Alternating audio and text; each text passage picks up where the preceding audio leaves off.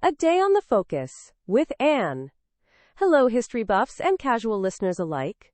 Welcome to another day of fascinating facts and forgotten figures. Today is December 16th, and boy, do we have a packed schedule for you. First off, let's rewind way back to 714 AD. Pepin of Herstal, the mayor of the palace, think the real power behind the throne, kicks the bucket in modern-day Belgium.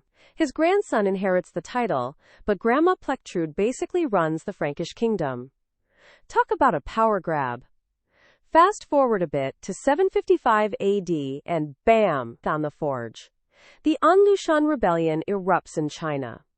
This guy, An Lushan, decides the chancellor isn't his cup of tea and starts a huge uprising.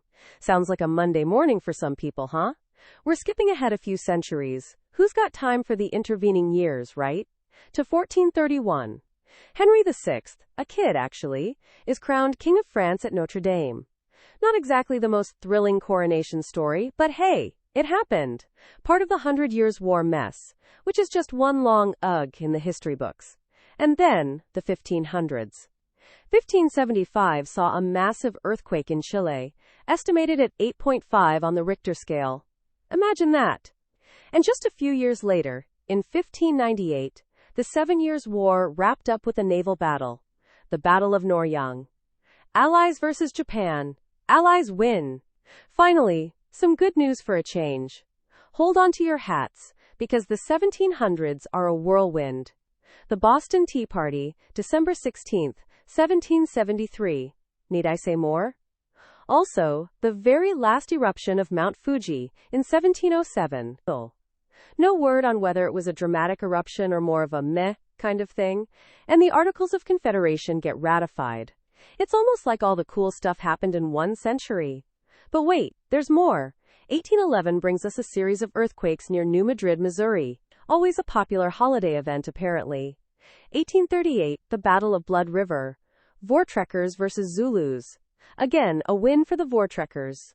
Then there's the Battle of Nashville, 1864, in the middle of the American Civil War, where the Union Army just completely stomps the Confederates. The end of effective Confederate fighting, that is. And speaking of the beginning and ending of wars, 1971 is huge. The Bangladesh Liberation War ends with the Pakistani Army's surrender. Victory Day in Bangladesh and India. Plus, Bahrain gets its independence. It's like a party, but with wars and independence movements. Finally, in more recent times, the Janauzen massacre in 2011, the Peshawar school attack in 2014, and a landslide in Malaysia in 2022. Honestly, reading through these, one thing is for sure. December 16th has seen its share of eventful days. Now, for a little creative spin on today's events. Imagine Pepin of Herstal, ghostly and annoyed, watching the news on a flickering 1970s TV. He sees footage of the Bangladesh Liberation War ending, and he sighs. Another war, another mess to clean up, he mutters, then remembers the earthquake in Chile in 1575. At least, that was something I didn't have to deal with, he reflects. He sips his celestial mead and switches the channel to see Jane Austen's portrait on a documentary. Now there's a lady who knew how to handle a messy situation, he says, grinning. He settles in for a quiet evening, far away from the chaos of history, the only echoes of conflict being the distant rumble of the New Madrid earthquakes in his spectral ears. And that's your history for today. Join me tomorrow for another A Day on the Focus.